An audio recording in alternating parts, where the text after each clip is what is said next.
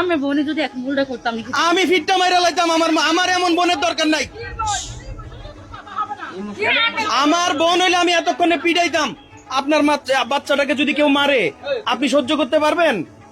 এই বাচ্চাটাকে যদি কেউ মারে আপনি সহ্য করবেন নি? আপনি মরে গেলেন, এই বাচ্চাটা যদি আরেকজন সৎমার কাছে থাকে তখন এই বাচ্চাটাকে যদি মারে আপনি কবর থেকে কি আপনি সহ্য করতে পারবেন? আপনি তো পারবেন। মনে করবেন যে আল্লাহ আমাকে এমন শক্তি দাও যে আমি আমার বাচ্চাটাকে যে উদ্ধার করি। এই হচ্ছে সামিয়া, যার ভিডিও আপনারা গতকালকে দেখেছেন। মায়ের কবরের সামনে দাঁড়িয়ে চিৎকার করছিল যে ওর সৎমার অত্যাচারের কারণে সে অনেক কষ্ট পাচ্ছে এবং মাকে বারবার বলছে যে মা তুমি আমাকে নিয়ে যাও না কেন। আজকে আমরা সামিয়ার বাড়িতে আসছি লালমাই। তোমার মা কই? আমার মা মরে গেছে। মরে গেছে? এখন যে মা আছে ও সৎ মা? জি। মারে? জি। অনেক মারে? জি। কি করে আর বলো তো? এবার আমি কাম করি না দে আম্মু আমারে মারছে। কোন জায়গায় মারছে? এগুলো মায়ের দাগ। এই যে দেখেন কি করছে। আরো আছে? তোমার বাবা কই? তোমার আব্বু বিদেশে? কোন দেশে থাকে তোমার আব্বু? কোন দেশে থাকে? সৌদি আরব থাকে।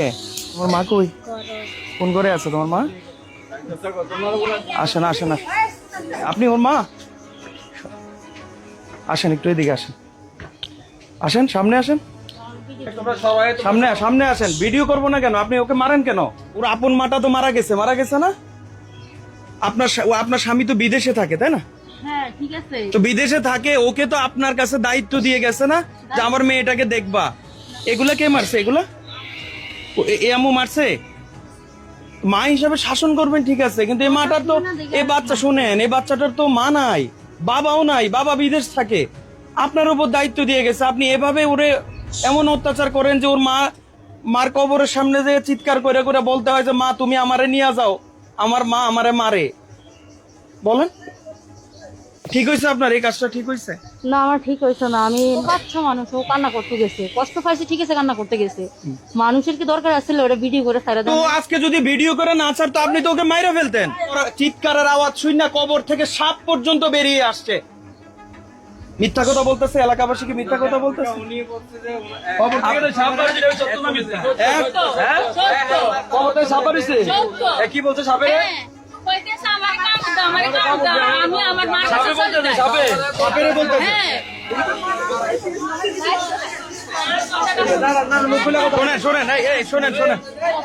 শোনেন বাচ্চাটা কই? আপনার ভিডিও তো আমি সবসময় দেখি। আসলে বাচ্চাটার মা মারা গেছে আজকে 5 থেকে 6 বছর। বাচ্চাটার মা ক্যান্সার রোগে আক্রান্ত ছিল, তো উনি মারা গেছে।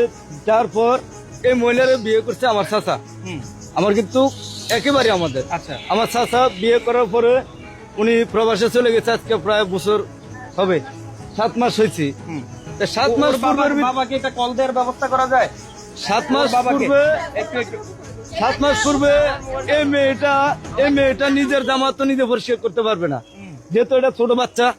তাহলে এটার দায়িত্ব নেবে কে? ওনার সৎ মা হইলেও আছে, মা হইলেও আছে না? তাহলে উনি নিবি, উনি দেখভাল করবে এই বাচ্চাটারে। কিন্তু অথচ উনি মানসিক নির্যাতন করছে বাচ্চাটার উপরে। এই যে আপনার নাতিনের উপর যে উনি অত্যাচার করে আপনি দেখেন নাই? হ্যাঁ দেখছেন কিভাবে মারতো? মারতো বেশি মারতো। আপনার কথা শুনেনি? আপনি যে শ্বশুর শুনেনি? ভাই আপনার উল্টা গালাগালি করে। কি আপনার সৎ শ্বশুর? উনি কি সৎ শ্বশুর? উনি তো আপনার শ্বশুর। উনি কিভাবে আপনার কথা বলে যে আপনি মারেন? ওনার সেবা করছেন কোনোদিন? সেবা করছে? কোনো কিছুই করে না। হ্যাঁ বলেন। আপনার গায়ে গন্ধ? কাপড় চোপড়ে দোয় না, আপনার কাপড়ে গন্ধ। আর করবেন এমন করবেন? আসসালামু আলাইকুম ভাই। দাঁড়ান, আপনি কথা বলেন না। আপনি কি ওর বাবা? গতকালকে দেখলাম আপনার মেয়ে কবরস্থানের সামনে দাঁড়াইয়া, আপনার বউয়ের কবরস্থানের সামনে দাঁড়াইয়া চিৎকার করে করে বলতেছে যে মা আমারে নিয়ে যাও। হ্যাঁ মা আমারে নিয়ে যাও, আমি আর এই অত্যাচার সহ্য করতে পারি না। আপনি কি এগুলো দেখেন না? খোঁজ খবর রাখেন না? খবর তো নেই আমার। দেখেন আমি মাদ্রা কাজ করি, আমার আজকে মাঝরায় কাজ করি তো সব কত কষ্ট করতেছেন রোদ্রের ভিতরে, আপনি একজন প্রবাসী, কত কষ্ট করতেছেন, এই মাঝরায় কাজ করতেছেন, আর এদিকে আপনার হ্যাঁ মেয়ে দিয়ে গেছেন, ছেলে দিয়ে গেছেন, এখন সৎ মা তো তারারে মারে। স্ত্রীকে কখনো সাবধান করেন নাই? এই যে আপনার স্ত্রীকে সাবধান করেন নাই কখনো? আপনি মুখটা সরান না কেন? করছি। আপনি এমনি সরাবেন, বড় তো সরাইবেন, অন্ত সরানি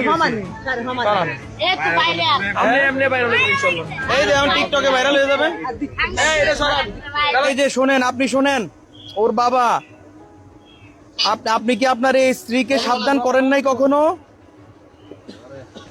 করছি। আচ্ছা, এখন এই বাচ্চা দুইজনটাকে আমরা নিয়ে যাবো না আপনার এই বউয়ের কাছে দিয়ে যাবো, কোনটা করবো কোন? কাছে নয়, আমি কি করব? এখন আমরা একটা কাজ করি, এই বাচ্চা দুইজনকে আমরা নিয়ে যাই, আপনি আসেন, আইসা আমাদের কাছ থেকে সুস্থ অবস্থায় বাচ্চা নিয়ে যান। লাগবে নাকি আপনার স্ত্রীর কাছে দিয়ে যাবো, কোনটা করব? দেখেন এরে বলেন সুন্দর করে, ভবিষ্যতে যেন না হয় একটা সত্য করে দিয়ে দেন। যতটুকু শুনতে পারছি আসার পরে ইউনো এবং লালমাই থানা থেকে ওনাকে আন্ডারটেকিং দিছে যে 1 মাস ওনারা দেখবে। আমরাও দেখি, যেহেতু আইন এভাবে চেয়েছে, আমরাও 1 মাস দেখি, ওনার কাছে থাকুক, আপনারাও খেয়াল রাখবেন। যদি কোনো রকম অনৈতিক কিছু দেখেন আমাদেরকে খবর দিবেন, এরপরে যতটুকু ব্যবস্থা নেওয়ার আমরা নিব, ঠিক আছে? আপনারা খেয়াল করবেন, এবং এই 1 মাসে আপনি তাদের উপর কতটা যত্নশীল হন এটাও আমরা দেখব। ওর মায়ের কবরের সামনে আমরা এখন যাব, আপনিও যাবেন। বুঝতে পারছি, আপনি ওই মায়ের কবরের সামনে দিয়ে মার কাছে ক্ষমা চাইবেন। মায়ের কবরটা মনে হয় এখন মাটা দুমড়ে মুচড়ে চাইতেছে মা এই বাচ্চার কাছে চলে আসুক কবর থেকে। এই বাচ্চার হাত যেভাবে এখন ধরছেন ঠিক এইভাবেই ধরে রাখবেন, ওরে ছাড়বেন না। এই জায়গাটাতে বসে কানছো? সাপটা কই আছিল? সাপ আইসা পড়ছে। এই সাপটা এই ওয়ালের উপর আইয়ে ওর মা, আপনি ওইদিকে ফিরেন, বলেন যে আমি আর আপনার মেয়ের সাথে এমন করব না, বলেন। আমি আর আপনার মেয়ের সাথে এমন করবো না, আমার ক্ষমা করে দিন। বলেন, আবার বলেন, নাইলে কিন্তু এই সাপ আপনার ঘরে গিয়ে আপনাকে দংশন করবে। আমি আর আপনার মেয়ের সাথে এরকম করবো না। আপনার মেয়ে আজকে থেকে আমার মেয়ে, আমি কোনোদিন ওর গায়ে হাত দিতাম না, আমার ক্ষমা করে দিন। ধরো মারে, ধরো মারে, এই ধরো, এই ধরো, থাক, আপনি একটু আদর কইরেন, এই বুকে নাও, ধরো মারে, ঠিক আছে? আর করবেন না, হ্যাঁ? এই যে টাকা দিয়ে গেলাম, এটা দিয়ে তুমি চকলেট কিনবা, ঠিক আছে? এটা দিয়ে তুমি চকলেট কিনবা, হ্যাঁ? আর যদি কি, আমি নাম্বার দিয়ে গেলাম সবার কাছে, যদি কোনো সমস্যা হয় আমাকে ফোন দিবা। তোমার দায়িত্ব আমরা সবাই নিব, ঠিক আছে?